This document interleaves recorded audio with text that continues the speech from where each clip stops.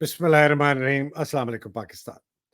रब इशरह ली सदरी व यस्सिर ली अमरी वहलुल उक़दतन मिन लिसानी यफ़क़हू क़ौली। ऐ मेरे रब, मेरे लिए मेरा सीना खोल दे, मेरे काम को आसान बना दे, मेरी ज़बान की गिरा खोल दे कि वो मेरी बात समझ सके। बहुत शुक्रिया नाज़रीन, मेरा प्रोग्राम देखने का। पाकिस्तान और दीगर ममालिक में ख़ास तौर पे मेरे पेट्रन्स के लिए एक्सक्लूसिव मैंने प्रोग्राम करना शुरू कर दिया है मेजर आदिल राजा के साथ। वो आप सिर्फ मेरे पेट्रन पे हो, उसकी मैं बाद में बात करूँगा। आज के हमारे मेहमान जिनके पास बहुत खबरें हैं और बहुत तज्ज़ी हैं, जनाब पाकिस्तान के मशहूर और मारूफ बहुत ही सीनियर जर्नलिस्ट, तज्ज़ियाकार जनाब शाहीन शहबाज साहब। सर, सबको सलाम और आपको भी और सारे देखने और सुनने वालों को सबको सलाम मेरा। वालेकुम अस्सलाम शहबाज साहब, बहुत शुक्रिया। शहबाज साहब, आज तो खैर जिसको कहते हैं कि खबरों की आग लगी हुई है, लेकिन या सबसे बड़ी आग जो है वो वाकई लगाई है ये सुप्रीम कोर्ट के 2-1 का जो फैसला है, नैब तरमीम को उल्टा दिया है। मंसूर अली शाह ने उससे इख्तिलाफ किया है। तो अब मैं 4 उसकी जो मोटी-मोटी चीज़ें वो बताता हूँ, सबको पता तो है, लेकिन जस्ट फॉर कॉन्टेक्स्ट उन्होंने कहा कि जी ये जो पैसा जो लूटा हुआ पैसा है ना, अगर पार्लियामेंट कोई तरमीम करके अपने आप को बचाती है, तो ये पार्लियामेंट का जो हक नहीं है, ये फंडामेंटल राइट्स की वायलेशन। पहले तो उन्होंने ये कहा। दूसरा उन्होंने कहा कि जी ये 50 करोड़ की लिमिट बिल्कुल अहमकाना है, खत्म की। तीसरा उन्होंने कहा कि जी सारे केस जो हैं वो बहाल हो गए हैं। तमाम नैब के जो फैसले हैं जो ख़त्म किए हैं वो इल्लीगल हैं और 7 दिन के अंदर तमाम दस्तावेज़ात जो है वो नैब कोर्ट्स में वापस डाली जाएँ और ये केस शुरू हो जाएँ। और उन्हें प्ली बार्गेन को भी हराम हराम कह इल्लीगल करार दे दिया। बाकी और भी है, लेकिन ये बड़े मोटे-मोटे। जी सर। सर, बात यह है कि ये फैसला तो आना ही था, क्योंकि अगर आप देखें वो डिटेल जजमेंट भी शायद आ गई है, या 258 पेज की जजमेंट है वो। अब वो एक दिन में या एक दो दिन में तो लिखी नहीं जा सकती, वो तो कई दिन से जज साहब, चीफ जस्टिस साहब लिख रहे थे, और वो उन्होंने आइडिया भी दे दिया था कि जी ये किन लाइंस पे वो होगी। और वो आज आखिरी दिन था उनका, जो उन्होंने फैसला करके और अपनी आखिरी टर्म जो है वो पूरी की। अब जबरदस्त एक सिचुएशन खड़ी हो गई है। हर एक डिमांड कर रहा है, पता नहीं हर एक डिमांड कर रहा है उसका मतलब क्या है, लेकिन ये हर एक की अपनी अपनी इंटरप्रिटेशन हो सकती है कि जी लेवल प्लेइंग फील्ड होना चाहिए, लेवल प्लेइंग फील्ड होना चाहिए। और उसमें नून लीग का मतलब ये है कि जी आप वो फर्श बिछा दें, दरबार लगा दें, नवाज शरीफ साहब को ला के ताज पहना के बिठा दें तो लेवल प्लेइंग फील्ड होगी। पीपल्स पार्टी की जो इंटरप्रिटेशन है वो ये है कि जी हमारे मुखालफों को आप सबको आप क्या करें, उनको जबरदस्त करें और हमें बस खेलने दें, तो हमारे लिए लेवल प्लेइंग। पीटीआई की अपनी है कि जी ये सारे केस वेस जो है इनको खत्म करें, बाकी सबकी भी अपनी अपनी लेवल। मेरे ख्याल में जो है लेवल प्लेइंग फील्ड इस वक्त मिल गई है, वो मिल गई है जनरल आसिफ मुनीर साहब।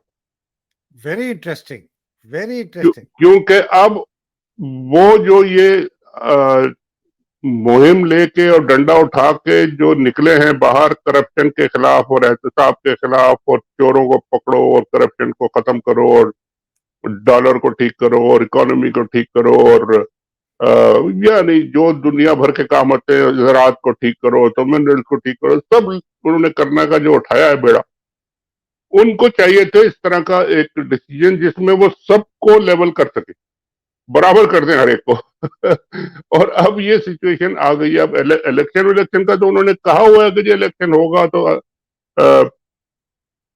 इलेक्शन कमीशन अनाउंस करेगा, सदर कहते हैं अब मैं करूंगा, वो कहते हैं वो करेगा, वो कहते हैं नहीं आप करें, ये सब आपस में गुल्ली डंडा जो है या पिंग पोंग चल रही है। मगर आसिम मुनीर साहब जो है ना, उनको ये लेवल प्लेइंग फील्ड मिल गया है कि अब वो कहेंगे कि जी मैं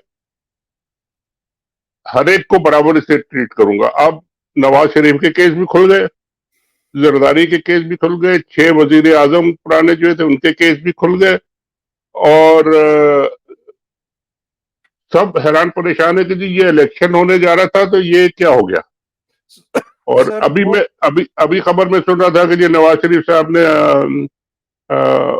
अपनी बेटी को फौरन कहा है कि आप फौरन बाहर आए। मतलब है कि जो एक आखिरी बंदा रह गया था या बंदी रह गई थी नून लीग की पाकिस्तान में, हमजा भी निकल गए, बाकी सब भी निकल गए, तो एक मरियम साहिबा रह गई है, तो वो भी अब निकल रही है। अब वो आएगी कब? सर आपका क्या ख्याल है, ये वाकई मशावरत के लिए बुलाया है या कहा है कि साली आ जाओ वरना फंस जाओगी? सर मसला तो यही है ना कि उन्होंने कहा जल्दी निकलो तो सही ना, पहले फिर बाद में मशावरत करेंगे और जो भी करेंगे। क्योंकि खबर ये भी आई थी, अभी मैंने टीवी पे ही देख रहा था कि वो पहुंचेंगी लंदन 1-2 दिन में, और उसके बाद 21-22 को वो कतर जाएंगे, दोनों बाप बेटी। ये तो वहां जाके मशावरत असल में वहां जाके होगी कि जी हुण की करिए जी, दसो। ये तो सारा फिर मामला कटा खुल गया है। हो सकता और है कि वो नदीम अंजुम या ये आसिम मुनीर खुद भी जाके कतर में इनसे मिलने, इनके तो प्राइवेट प्लेन्स है ना अपने, हमें तो पता भी नहीं चलता। आप प्राइवेट प्लेन तो हर एक के पास है जी, आजकल तो हर टुटे भजे के पास प्राइवेट प्लेन है, वो तो कोई आजकल बड़ी बात नहीं है। लेकिन सवाल ये, आपने कहा कि जी आसिम मुनीर या ISI वाले कतर जाएं। मेरी इत्तला ये है कि ISI वाले शायद लंदन आ रहे हैं, जा रहे हैं। अच्छा अच्छा। और वहां अब जाते हैं नहीं जाते अभी कंफर्म नहीं है, लेकिन लंदन का उनका सुना है कि जी वो वहां जाने का ख्याल है। वहां जाकर नवाज शरीफ साहब से वो अ, मिलेंगे, बात करेंगे कि अब क्या करना है जी। अब देखिए सिचुएशन क्या बनी है। आसिम मुनीर साहब ने पहले तो PTI को रगड़ा लगाया और उनको बंद किया एक तरह से, और बिठा के रखा, लेकिन वो अभी तक पूरी तरह उसमें कामयाब हुए नहीं। जो वो चाहते थे नतीजा उनको वो नहीं मिला, और वो अदालतें भी उनको रिलीफ दे रही हैं। वो इमरान खान साहब जो है ना, वो बिल्कुल एक मजबूत तरीन शख्सियत साबित हुए। अगेन सरप्राइज मेरा ख्याल है उनको ये मिला है, फौज को और उन सबको, कि उनको वो ब्रेक नहीं कर सके अभी तक। सारे हरबे कर लिए, बेगम साहबा को भी उन्होंने अदालतों में उधर उधर सब कुछ कर लिया, लेकिन अभी तक वो ब्रेक नहीं हुए। उनकी जो कोर पार्टी थी वो भी अभी तक कायम है। बाकी इधर उधर के लोटे वोटे आए थे चले गए, वो कह रहे उससे कोई फर्क नहीं पड़ता बहरहाल। तो वो पार्टी तो अपनी जगह अभी मौजूद है। इनके जो साथी थे PDM के सारे, नून लीग, अपना पीपल्स पार्टी, मौलाना साहब, बाकी अचकजई पचकजई, ये वाले वो वाले सब, वो सब इतर पितर हो गए सारे। और अब ये जो फैसला आ गया, ये सब इनको इजाजत देता है कि जी डंडा लेके एक एक के पीछे आए कि जी हाँ जी हुण दसो, आपने मेरे साथ खड़ा होना है या आपने ये नैब के यानी केसेस में जाना है। तो ये अब एक एक को पकड़ पकड़ के लाएंगे कि जी हमारे साथ आ जाओ, और ज्यादा टर्टर नहीं करो, बक बक नहीं करो, और चुपचाप खड़े रहो, तो तुम्हारे ये केस वेस जो है ना वो हम हैंडल करेंगे। नहीं तो जाओ नैब नैब में। और वो इस सिनेरियो में मुझे तो बिल्कुल सही लगता है कामरान खान साहब का तजिया कि जी इलेक्शन इलेक्शन तो भूल जाए, कौन इलेक्शन लड़ेगा इस सिनेरियो में।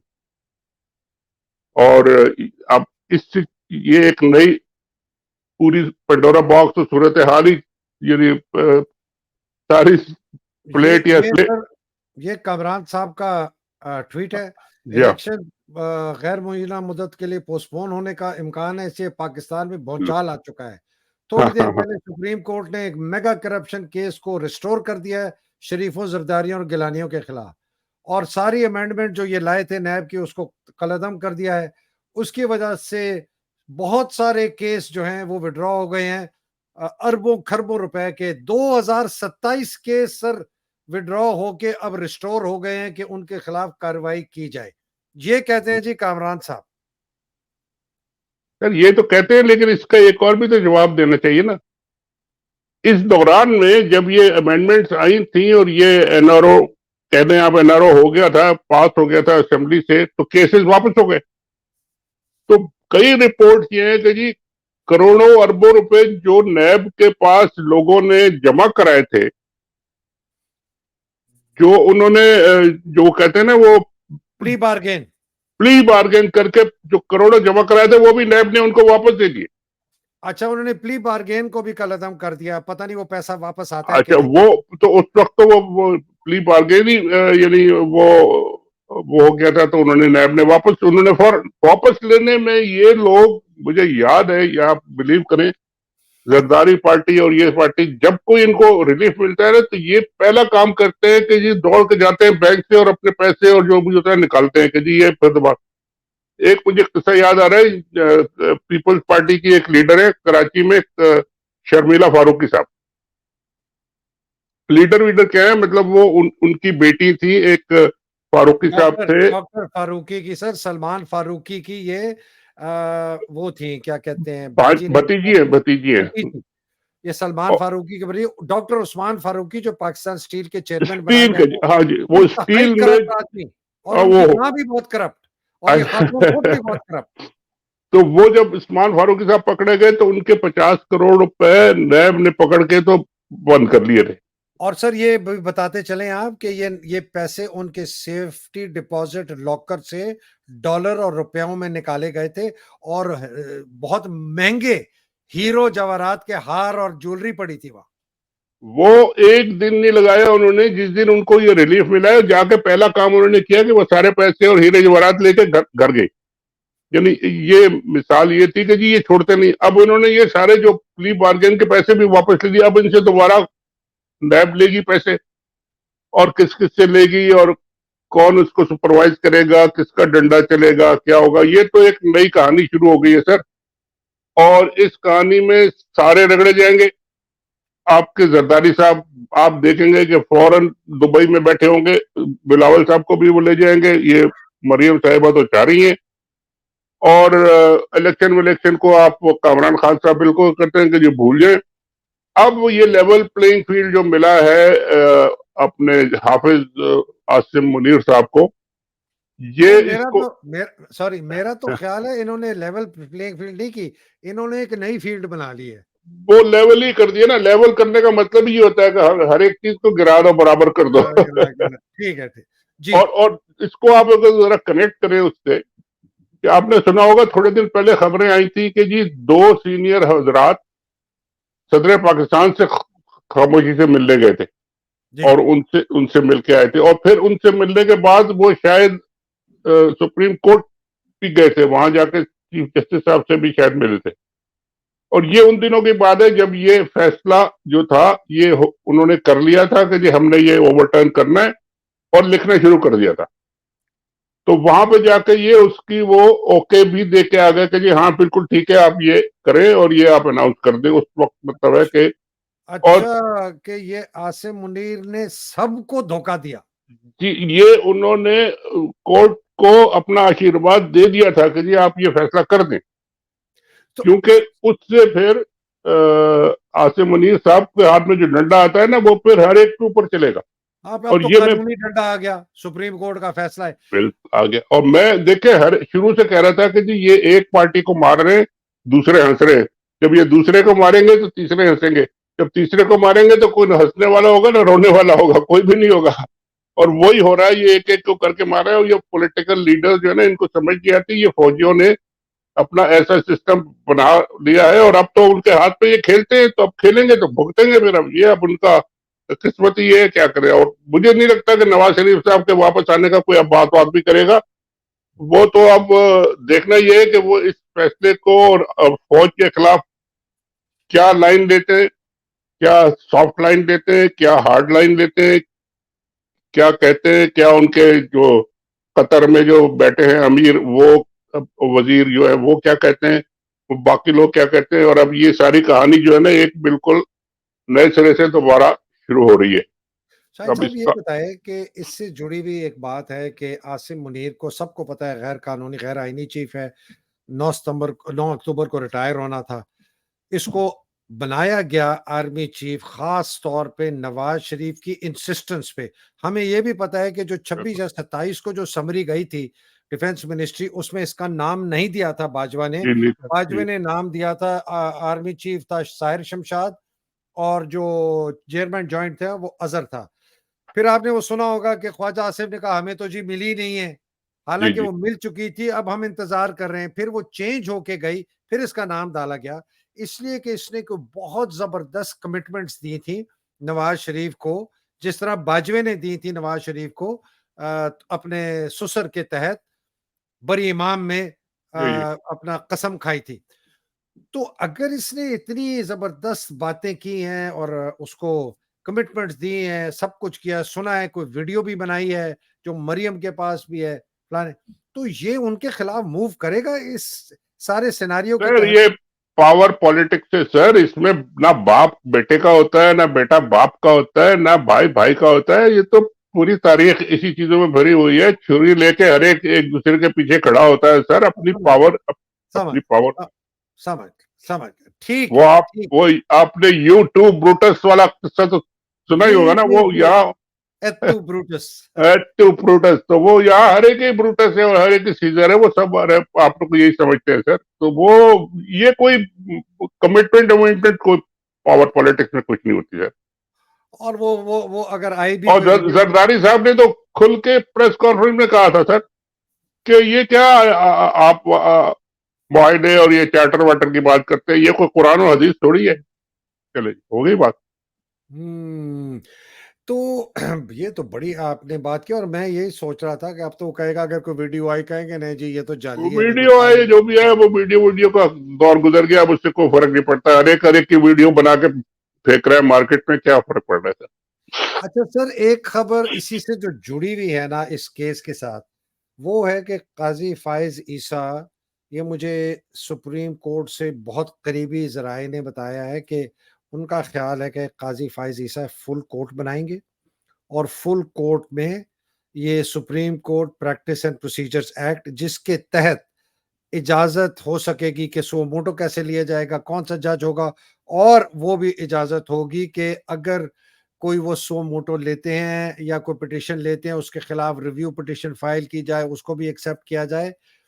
तो ये क उनका ख़्याल है कि अगर वो रिलीफ़ देना चाहें, नवाज़ शरीफ को या किसी को, तो वो इस फुल कोर्ट के तहत पिटीशन एक्सेप्ट करेंगे और ये जो 2-1 का फैसला है इसको रद्द करके कहेंगे कि जी पार्लियामान की बालादस्ती है और ये नैब लॉ स्टैंड।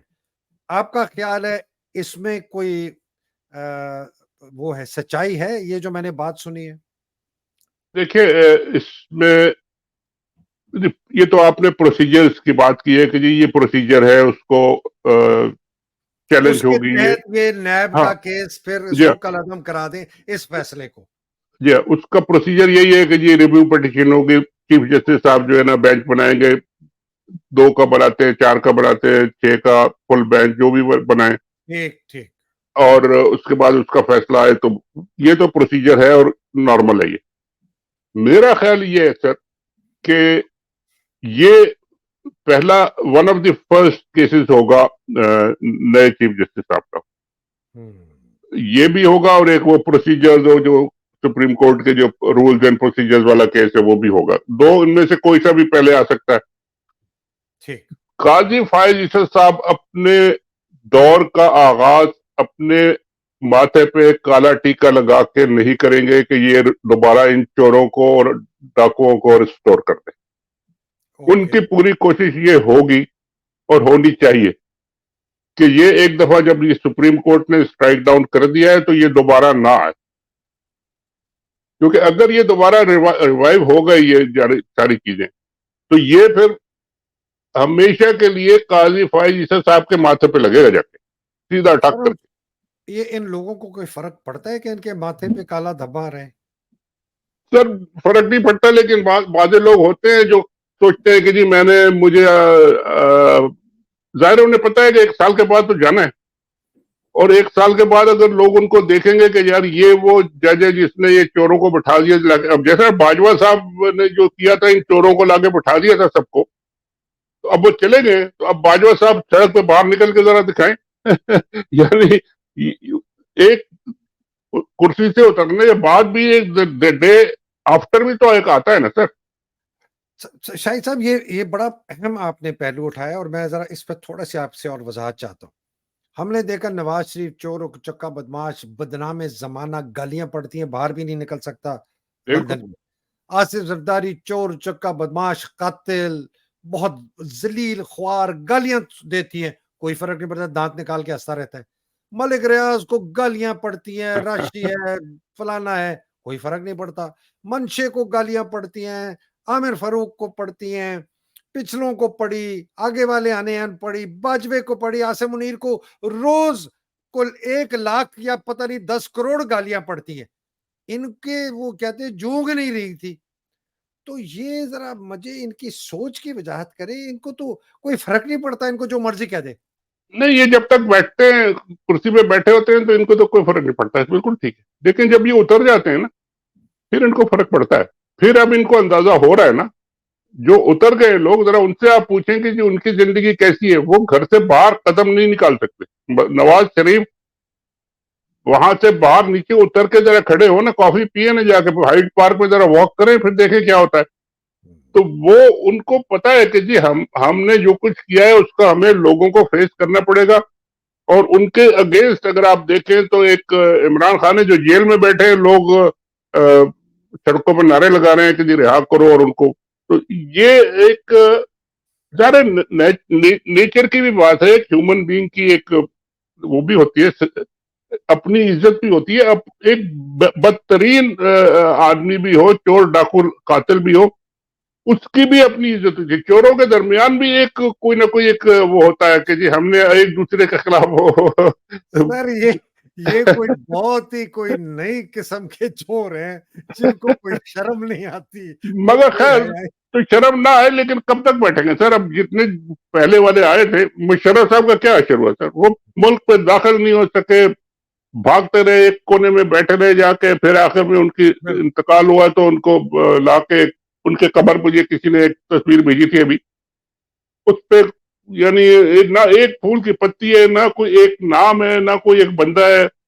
बस छोड़े। तो ये तो इबरत के होते हैं जी, तो मुझे इबरत। किसी ने कहा कि उनका नाम और इसलिए नहीं रखा कि लोगों को डर है कि उनकी कब्र की जो है कोई आके बेहुरमती ना करे। बिल्कुल यही है कि वो पता ही नहीं चले कि किसकी खबर है। तो ये इस तरह के लोग, फिर यही करना पड़ता है ना, छुप के। फिर मरने के बाद भी छुपना पड़ता है लोगों से। और अच्छा सर, तो थोड़ा-सा इसको ज़रा आगे लेके, तो ये बड़ा इंटरेस्टिंग आपने सिनेरियो पेश किया है। बड़ा ही इंटरेस्टिंग कि इसमें जनाब आसिम मुनीर साहब पीछे बिल्कुल फुली सपोर्टिव हैं। वो उन्होंने नई प्लेइंग फील्ड बनाई है, अब वो डंडा लेके चलेंगे और कौन-सा वादा और कौन-सी कस्में और क्या, ना बाप कोई बाप नहीं। का, ना बेटा बेटे का। चले, ये तो हो गया। तो चलिए इसी के तहत बड़ा बदमाश इन छोटे बदमाशों को लित्तर लटकाए, मारे, पीटे, चलिए उसमें भी फ़ायदा है।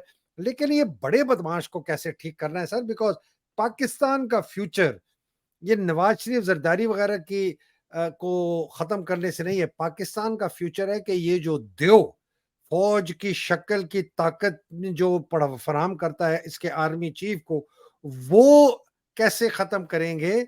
और हमारे सामने सर 3-4 मिसालें हैं। अर्दवान की है जी। और मुर्सी की है, नॉर्थ कोरिया की, बर्मा की। अर्दवान कामयाब हो गया। मुर्सी, नॉर्थ कोरिया, बर्मा में फौज का राज है, अभी तक कम है, लेकिन फौज का राज है। और एक औरिया मकबूल साहब ने बड़ा ज़बरदस्त मकालमा, उन्होंने 3 जर्नैलों का मुवाज़ना किया महातिर के साथ, कि वो सुहार्तो था इंडोनेशिया में, तबाह बर्बाद कर गया। मार्कोस था फिलीपीन में, तबाह बर्बाद कर गया। ज़ियाउल हक आया, तबाह बर्बाद कर दिया। बाकी भी आए, तबाह बर्बाद कर गए, मुशर्रफ, बाजवा और आसिफ। लेकिन महातिर 22 साल रह के गया। सर एक तरमीम नहीं की उसने अपने आइन में, उसी के साथ रहते हुए। और जब जा रहा था लोग मिन्नतें कर रहे थे कि ठहर जाओ, उसने कहा नहीं, मेरा वक्त हो गया। तो ये हमारे सामने सब तारीख बताती है, तो हम अपने इस देव को कैसे काबू करेंगे? सर अभी तो फिलहाल तो हमारी जो सबसे बड़ी प्रॉब्लम है कि जी ये देव साहब जो है ना, ये डंडा वंडा चला रहे हैं। अब जाहिर है चलाएंगे, कोई रोक तो नहीं सकता इनको। इनसे बड़ा कोई डंडा आ जाए तो अलग बात है, लेकिन अभी तो ये डंडा इनके हाथ में। कुछ डंडा ये अवाम के लिए, पाकिस्तान के लिए, पाकिस्तानी लोगों के लिए, जो इन पिछले चोरों डाकुओं के दौरों में बिल्कुल तबाह बर्बाद हो गए, मर गए, उनके लिए कुछ थोड़ा बहुत रिलीफ दे दें, थोड़ा उनकी जिंदगी को आसान कर दें, तो भी शायद कुछ लोग कहे कि यार हमें कुछ मिला, इन्होंने चलो डंडा चलाया, जो भी किया, हमारी जिंदगी को आसान थोड़ा बहुत तो किया। अगर वो भी नहीं करेंगे तो फिर ये बैठे रहेंगे मुर्सी की तरह, या वो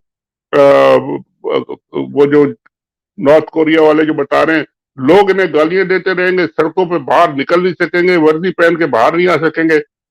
और देखिए, हर जबर का जो होती है, हर एक की एक मुद्दत होती है, कोई इनडेफिनेट कुछ भी नहीं होता। तो जितने दिन ये चला सकते हैं चला लेंगे, और अगर मुल्क को भी कोई फायदा नहीं हुआ और किसी को फायदा नहीं हुआ और अपना ये जेब और पेट भरते रहे, तो फिर तो इन्हें भी कोई नहीं पूछेगा। वही हशर होगा जो बाकी लोगों का, मुशर्रफ साहब का हो रहा है या बाजवा साहब का हो रहा है। या पर ये कि अल्लाह खैर करे, मगर ये कि अब सूरत हाल ये बनने वाली है कि जी एक तरफ ये खड़े और दूसरी तरफ पूरी कौम खड़ी है। अवाम एक तरफ, अवाम तो है ही इनके खिलाफ, सारी सियासी पार्टियां इनके खिलाफ होने जा रही हैं। पीटीआई तो है ही इनके खिलाफ, नून लीग भी इनके खिलाफ होने जा रही है, पीपीपी भी खिलाफ होने जा रही है, और बाकी सब भी। इलेक्शन नहीं कराएंगे तो पूरा का पूरा मुल्क इनके खिलाफ होगा। तो ये क्या एक अलम लेके चलेंगे जी हम पूरे मुल्क को तब्दील कर देंगे, और ज़राअत भी ठीक कर देंगे, और ये भी ज़राअत भी ठीक कर देंगे, और पता नहीं क्या ठीक कर देंगे, नलके भी ठीक कर देंगे, पानी भी ठीक कर देंगे। तरह सर कोई ये आज तक कभी इस तरह हुआ नहीं है कि जो पूरा मुल्क आपके खिलाफ हो, फौज के खिलाफ लोग हो, सारी पार्टियां खिलाफ हो, और आप लगे लगे एक मिशन पे निकल जाए कि जी मैं नए पौधे लगाने जा रहा हूँ। ये क्या बेकार की बात है। पहले अपने मुल्क को ठीक करें, फिर उसके बाद आगे जाएं आप। सर ये शोएब सलीम जो हैं, बिल्कुल आप सही जी, फरमा रहे हैं। शोएब सलीम जो इमरान के बड़े ज़बरदस्त लॉयर हैं, बड़ी इनका साफ नाम सर, ज़ुबान। इनका नाम भी इत्तेफाक से शाहीन है सर। जी, शोएब शाहीन, सॉरी शोएब शाहीन, सलीम जी कह रहा हाँ, हूँ, माफ़ी चाहता हूँ। शोएब शाहीन। ये जी जी कहते हैं कि अगर आर्मी चीफ जो करप्शन को दूर करना चाहता है, तो मेहरबानी फरमाकर अपने इदारे से पहले शुरू करे।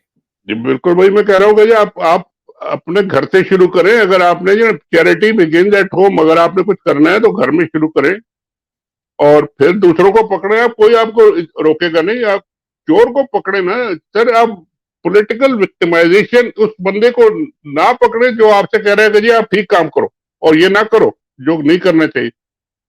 आपने अगर सिर्फ अपनी ताकत और अपनी कुर्सी के लिए और अपने टेन्योर के लिए अगर लोगों को पकड़ना है और मार पीट करनी है, करना है, तो उसका कोई फायदा नहीं होगा। ये अपने घर से शुरू करें, घर में बेशुमार लोग इनको मिल जाएंगे, और इससे बड़े बड़े मिल जाएंगे। नैब तो खैर सर उनको हाथ नहीं अपना लगा। सबसे बड़ा तो इनका पिछला आर्मी चीफ है, जी बाजवा, हाँ, जिसके बिल्कुल। 12 अरब के असासे अहमद सर नूरानी ने। 12 अरब तो कुछ भी नहीं होता सर, वो तो आजकल कुछ के भी नहीं, डॉलर वो में मैं तो कहता 12 हूँ अरब। सर वो सामने तो आ गए, और ये जी 12 हाँ, अरब भी कैसे बने यही पूछ लो। जी हाँ, जी हाँ। वो तो 40-60 मिलियन डॉलर खड़े खड़े, वो आपको मैं अभी थोड़ी देर पहले बता रहा था ना, शर्मिला फारूकी का। जरदारी साहब ने क्या किया था, जैसे ही कोर्ट का फैसला आया कि जी $60 मिलियन हमने रिलीज करने, दूसरे दिन निकाल के वो ले गए। सर तो वो अल्लाह उसको माफ मगफिरत करे।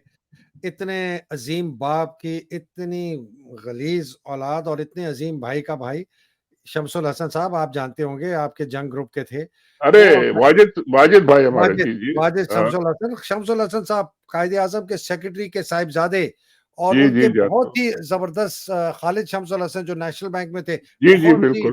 जबरदस्त आदमी, जिन्होंने हमारे वालिद साहब का खत मुझे निकलवा के दिया कायदे आजम के आर्काइव से, खालिद साहब ने। ये हम्म। वाजिद शमसुल हसन ने जाके जितनी वो दस्तावेजात थी ना सर, वो स्विस कोर्ट में, वो सारी निकाल के गायब कर गए। सर वो मैं जंग न्यूज का चीफ एडिटर था, और मैंने ही अपने को रिपोर्टर को भेजा था जेनीवा कि अच्छा, ये जा रहे हैं, तुम जाओ और उनके पीछे पीछे कैमरा लेके जाओ। और वो फिर गया और जाके वो रिकॉर्ड किया, जो आपने देखा 50,000 करोड़ दफा चला होगा वो क्लिप, जी, कि जी जी, वो जी, जी, जी, बिल्कुल, डब्बे निकल वो रहे। आपने करवाया था।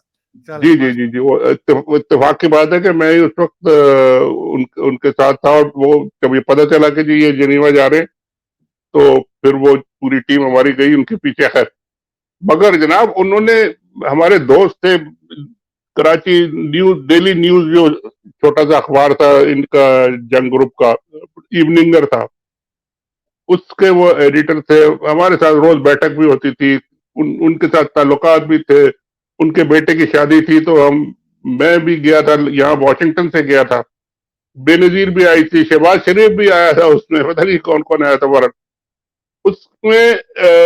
आखिरी दिनों में उन्होंने जरदारी साहब के साथ जो मिल के अपना इमेज खराब किया और जो अपनी जिंदगी के आखिरी दिन खराब किए, मुझे बहुत अफसोस होता है। मैं वाजिद साहब से हमेशा कहता था, वाजिद भाई ये आपने अच्छा नहीं किया, सारी उम्र आपने इतना कमाया और आखिर में आपने अगर उसको जाया कर दिया तो फिर क्या फायदा हो। तो सर ये बहरहाल हर एक का अपना अपना आउटलुक है, इसमें आप क्या कहा जाए, लेकिन होता बहुत यही है सर, और यही बहुत जिंदगी है, मतलब इसी तरह चलना है। मगर अब नई एक खेल शुरू हुई है सर, नए पत्ते लगे। ये सारा कल से जो आज से पहले जितना होता रहा है, इलेक्शन विलेक्शन, ये बुरी हुकूमत, निगरान वजीर और ये फलाने फलाने, ये सब अब इररेलेवेंट से लगते हैं। अब आएगा जी डंडा हाथ में हाफिज जी के पास, और वो कहेंगे जी करो, कुरान हिफ्ज करो, नहीं तो तुम्हारी खैर नहीं है। और हर एक को वो फिर हाफिज बनाएंगे। अच्छा सर, इसी से जुड़ी हुई बात जो आपने इलेक्शन का इरेलीवेंट हो गए। इलेक्शन कमीशन ऑफ पाकिस्तान ने कह दिया कि जी हम खत का जवाब नहीं देंगे, नहीं देंगे। ना हम सुप्रीम कोर्ट के पास जाएंगे, और हम तो जी दिसंबर में जो है ना हल्का बंदियों की जो अनाउंसमेंट है वो करेंगे। काकड़ कहता है कि जी मुझे नहीं पता कि नवाज शरीफ किस डील अब के तहत आ रहा है। और बाय द वे उसने एक इंटरव्यू कमिट किया था मेहदी हसन को, वो जो आपको पता है बहुत ही जबरदस्त एंकर वो है मेहदी यूट्यूब। हसन, वो दूसरे वाले जो हैं, जो मेहदी हसन दूसरे वाले, वो लड़का जो है जवान लड़का, MSNBC का। MSNBC के, हाँ जी, अमेरिकन उसने कहा कि चैनल के। जी मुझे इन्होंने मेरे से फिक्स किया इंटरव्यू कि जब ये आ रहे थे अमेरिका अपने यूनाइटेड नेशंस में 22 तारीख को, जहां पर बहुत बड़ा एहतजाज कर रहे हैं ओवरसीज पाकिस्तानी, और अब ये आज मुकर गए और कोई मुझे वो भी नहीं बताया क्यों मुकरे हैं। तो मुझे बड़ा अफसोस हुआ और मैं चाहता हूं कि ये नजरसानी करें अपने फैसले पे और मुझे इंटरव्यू दें, इसलिए कि काकड़ को पता है कि मेहदी हसन उसका क्या हाल करेगा इंटरव्यू में। अरे अभी उसने एक इंटरव्यू किया था, जो जो एक इंडियन खड़ा हुआ हो रहा है इलेक्शन के लिए, अमेरिकन इलेक्शन में एक इंडियन भी खड़े हो रहे हैं, और वो बड़े मतलब पॉपुलर भी है और बड़ा सीरियस कैंडिडेट है वो। ट्रंप के बाद रिपब्लिकन पार्टी में वो आजकल नंबर 1 चल रहे हैं। रियली अच्छा। हाँ, उसका इंटरव्यू किया था अभी मेहदी हसन ने अपने प्रोग्राम में, और उसकी ऐसी तैसी फेर दी, उससे जब बात नहीं हो रही थी। तो वो मेरा ख्याल है वो इंटरव्यू शायद उन्होंने देखा होगा या किसी ने बताया होगा कि जी आप इधर ना आना। और आपने कहा कि जी 22 को वहां पे मुजाहरा होगा। मेरा ख्याल है 17 तारीख को, या 17 तारीख को वॉशिंगटन डीसी में बहुत बड़ा एक मुजाहरा हो रहा है। सर ये अ, अच्छा हाँ, ये आपने भी देखा, और पूरे अमेरिका से, कनाडा से भी लोग आ रहे हैं। सर बहुत। ये जी हाँ सर, ये सर 17 तारीख इतवार को है 3 बजे। ये लफियत स्क्वायर में है, जी पेंसिल्वेनिया हाँ। एवेन्यू, वॉशिंगटन डीसी में। आप जा रहे हैं सर? नहीं सर, मैं तो खैर पार्टी में नहीं हूँ, और ना मैं इस वक्त इतनी हिम्मत है कि मैं इतनी दूर जाऊं, लेकिन अलाबामा से भी बहुत से लोग जा रहे हैं, और कनाडा से भी मैंने सुना आ रहे हैं, ह्यूस्टन से, डेट्रॉइट से, पता नहीं कहाँ कहाँ से काफी लोगों का सुना है कि बहुत बड़ा इज्तिमा होगा। अब देखें, वो पीटीआई वाले अरेंज कर रहे हैं, होगा, बिल्कुल होगा, और उसका इम्पैक्ट भी होगा। और सर इसका न्यूयॉर्क में भी फिर होगा। जी, इसका थोड़ा-सा इज़ाती है, तो मुझे कहा गया कि भाई आप आएँ। तो मैंने कहा भाई कौन, मैं तो वैसे ज़ाती तौर पर तो मैं इनफ़रादी तौर पर बिल्कुल जाने के लिए तैयार हूँ और मैं शायद जाऊँ भी। तो मैंने कहा कि कोई वो पीटीआई की एक खातून थी, मैंने कहा कोई फॉर्मल इन्विटेशन है आपकी तरफ? कि नहीं जी हम आपको फॉर्मल इन्विटेशन नहीं कर सकते, इसलिए कि आप तो फ़ौज को जिस तरीके से लपेटते हैं, वो अच्छा। वो हमारी पार्टी का पॉलिसी बयानिया नहीं है। नहीं है। मैंने कहा खातून, ज़रा ये मेरी तुम जो है ना बात समझो कि मैं क्या कहता हूँ, और इसलिए कि ये एक इतना बहुत बड़ा जो आप लोग या तो बिल्कुल ही कि आपको समझ नहीं है। मैंने आपको, और सर मैं आपको बताता हूँ मैंने उनको जवाब क्या दिया। मैंने कहा जो ही लोग ये कहते हैं उनको मसले की समझ ही नहीं है। मेरी जी जी जी। पोज़ीशन बड़ी क्लियर है। मैं ये कह रहा हूँ कि किसी भी इदारे का कल्चर और उसका जो उसका तर्ज है, वो उसके लोग तयन करते हैं, खास तौर पे उसके लीडर, और उसके अंदर जो पॉलिसीज प्रोसीजर सिस्टम्स हैं उसके मातहत चलते हैं। खास तौर पर जजा और सजा का जो सिस्टम है उसके तहत अगर इदारा चल रहा है तो उसका कल्चर एक तरीके का होता है। पाकिस्तान फौज का इदारा कुछ मुख्तलिफ नहीं है। मैं उसके कल्चर को और उसके तौर तरीके के को मैं क्रिटिसाइज करता हूं इसलिए कि उसके जो लीडर हैं उसके अंदर जो सिस्टम प्रोसीजर्स की खिलाफ वर्जी की जा रही है और उसके अंदर जो जवाबदारी सजा और जजा का जो सिस्टम है वो खत्म हो चुका है। इसलिए ये पूरा इदारा बीमार हो चुका है। मैं ये ऑर्गेनाइजेशनल चेंज स्पेशलिस्ट हूं, मैं 30 साल से ये काम कर रहा हूं, मैं ये सोते हुए भी काम करता हूं। मुझे पता है कि इसी इदारे को अगर ठीक किया जाए, इसकी टॉप लीडरशिप को तब्दील करके अच्छे लीडर्स आए, इसके कवायद और जवाबित को सही तरीके से इंप्लीमेंट किया जाए, इसके अंदर जजा और सजा का सही तरीके से इंप्लीमेंट हो जाए, ये इदारा ठीक हो सकता है। ये है मेरा तज्जिया। तो मैंने कहा जी अब आप मुझे ये बताएं, आप अगर मेरे इस तज्जिए को क्रिटिसाइज कर रहे हैं कि जी मैं ये क्यों, तो आप क्या ये सर आप मुझे बताएं इस तज्जिए में कोई मैंने कोई गलत बात की? नहीं, आपका बिल्कुल सही ओपिनियन है और ये हर इदारे में होना चाहिए और फौज में तो खासकर होना चाहिए। बहुत इंपॉर्टेंट इदारा है, हम सब के लिए बहुत जरूरी है। सिक्योरिटी पाकिस्तान की जो है ना नंबर 1 प्रायोरिटी है और रहेगी। और इसका सरबराह जो है वो बिल्कुल clean and neat and confident और एफिशिएंट और ट्रांसपेरेंट होना चाहिए, सबके सामने होना चाहिए। मैं ये कर रहा हूँ, सबके लिए कर रहा हूँ, सब उसको सपोर्ट करें। अपनी फौज अपनी कौम से अपने लोगों से लड़के कोई नहीं जीत सकती सर, मैं तो ये समझता हूँ। और बिल्कुल ये सही। बात इनको समझ आ जाए तो बड़ी अच्छी बात। तो मैंने ये भिजवाया, इनके जो पीटीआई के लीडर हैं उनको मैंने काफी दफा पैगाम भिजवाया अमेरिका में, सजाद बरकी साहब ने, लेकिन उनको कोई जहमत नहीं हुई कि मेरा जवाब देने का। उनकी अपनी खैर मर्जी होगी, वो और वो चुप गए। अपना प्रोग्राम करते रहे, इसलिए मैंने कहा मैं हाँ वो करते। पीटीआई के प्रोग्राम में मैं एज जी ए जी। रिपोर्टर मैं कवर करने जा सकता हूँ, लेकिन मेरी हिम्मत नहीं इतनी कि मैं इतनी दूर जी जाऊं भी। ठीक है।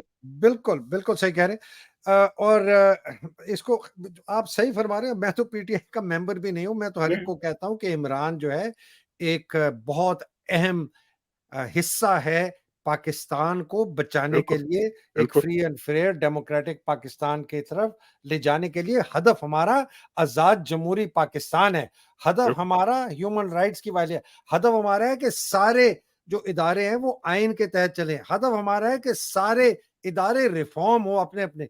आपने जो सिक्योरिटी की बात की सर, उस पर आपने पिछले देखा है 3 महीने में कितनी शिद्दत आ गई है हमारे बहुत टेररिस्ट ज्यादा। एक्ट में। बिल्कुल और बिल्कुल। सर ये अमेरिका का एम्बेसडर जो धन धनाता फिर रहा है, गवादर भी चला गया, उसकी हाई कमिश्नर यूके की धन धनाती फिर रही है। ये एक इंटरनेशनल बहुत बड़ी कॉन्स्पिरेसी है पाकिस्तान को बल्कनाइज करने की, मुझे यकीन है सर। अब देखिए ये बिल्कुल हो सकता है। मैंने भी एक कल परसों एक किसी ने मुझे वीडियो भेजी थी, एक बहुत छोटी सी वीडियो थी जनाब मुशर्रफ की। अगर हो सकता है आपने देखी हो, नहीं है तो मैं आपको फॉरवर्ड कर सकता जी सर, हूँ। वो और देखिए जहां वो कहते हैं जनरल मुशर्रफ इंटरव्यू। इंटरव्यू, हाँ, ये वो इंटरव्यू पूछ रहे हैं कि जी आप मुझे सपोर्ट करें और वो और मैं और ओपनली नहीं करें, वो करें और मैं आप जो कहते हैं वो मैं करूंगा। मतलब ये अब एक हमारे आर्मी चीफ और चीफ मार्शल लॉ एडमिनिस्ट्रेटर, और वो जाके एक कह रहे हैं कि जी आप मेरी मुझे सपोर्ट करें, मैं आपको आपका एजेंडा करूंगा। मतलब है कि शर्म आने वाली बात है। बहरहाल अब ये लोग इस तरह के काम करते हैं तो बाद में फिर पूरे कौम को पूरे मुल्क को भुगतना पड़ता है। अल्लाह खैर करे सर। सर आखिरी चले सर। सवाल, आखिरी सवाल सर, आखिरी जी सर। सवाल। मुझे पता है आप जानना चाह रहे हैं। नहीं अब नहीं इमरान को ये बड़ी सुना है डील ऑफर कर रहे हैं, लेकिन कोर्ट से उसको कोई रिलीफ नहीं मिल रही। व्हाट्स योर टेक के इमरान के साथ क्या होगा? सर, इमरान के साथ इन्होंने जो टाइमलाइन रखी है मेरा ख्याल है वो टाइमलाइन वही चल रही है। फंसा तो उसे नहीं सके अभी तक किसी चीज में, कोई ऐसी क्रेडिबल चीज में नहीं उसको सजा या कोई उसको दे सके जिससे कि लोग मान लें कि जी ये सही है।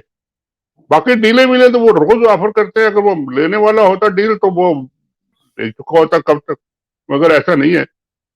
वो सर अगर आप कोशिश ठीक। करते रहेंगे, लेकिन मेरा ख्याल है कि आखिर में वो तंग आके उससे बात करनी ही पड़ेगी। उसकी उससे बात किए बगैर कोई स्टेबिलिटी, कोई पॉलिटिकल स्टेबिलिटी, कोई इकोनॉमिक स्टेबिलिटी पाकिस्तान में नहीं आ सकती। तो बात तो बात करनी पड़ेगी उससे। और बिल्कुल यही है, बिल्कुल। हकीकत यही है।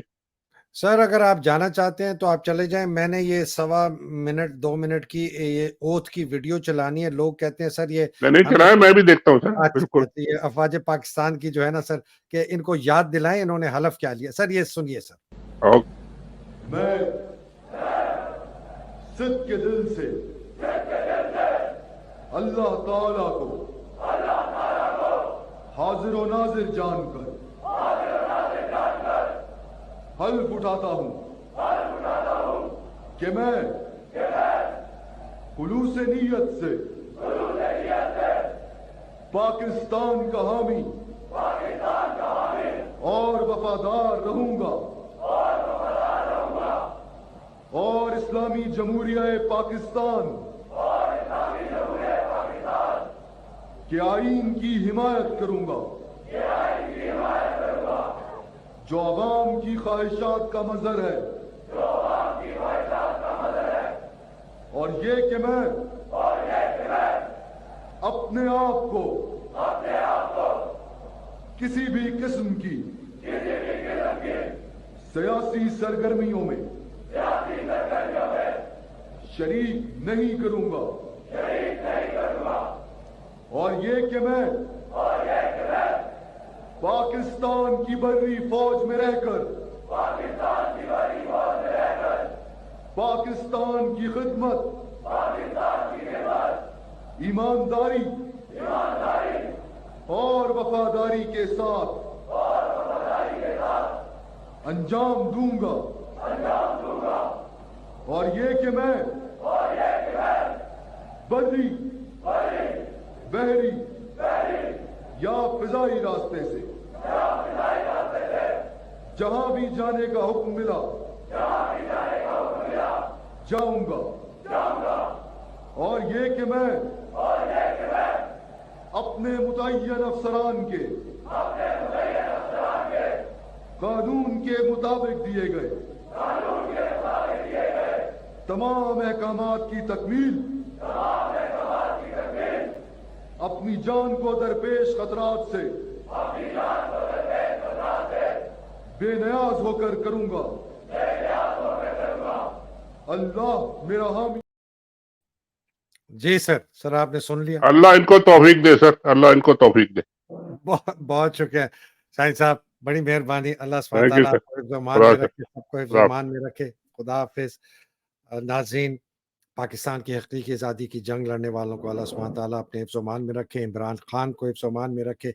बहुत दिलेर आदमी है, बड़ी जद्दोजहद कर रहा है। आप लोग उनका साथ ना छोड़ें। वो कह रहा है बार-बार बाहर निकलें, हजूम निकलें, पुरअमन एहतजाज करें। उसकी पार्टी में अगर कोई आपको कहता है कि हमारी पार्टी पॉलिसी नहीं है, वो गलत कह रहे हैं। इमरान का खुला ऐलान है अपनी बहन के तहत, अपने लॉयर्स के थ्रू, कि आप बाहर निकलें, लॉयर्स मूवमेंट को आप ज्वाइन करें, सड़कें भर दें कि इस निज़ाम को मफलूज करके इनको निकालें और फेयर एंड फ्री इलेक्शन हो। और इस जद्दोजहद में जो बेचारे शहीद हो गए, अल्लाह सुब्हान तआला उनके दर्जात बुलंद करे, और जो मुसीबतों में हैं, क़ैद में हैं, टॉर्चर हो रहे हैं जिनके साथ, अल्लाह सुब्हान तआला उनकी मुसीबतें आसान करे, ख़ास तौर पे हमारी ख़वातीन की और इमरान रियाज़ का। तब अगली नशिस्त तक मुझे इजाज़त दीजिए। पाकिस्तान ज़िंदाबाद, पाकिस्तान पाइंदाबाद, इलाही आमीन। अस्सलाम वालेकुम, खुदा हाफ़िज़।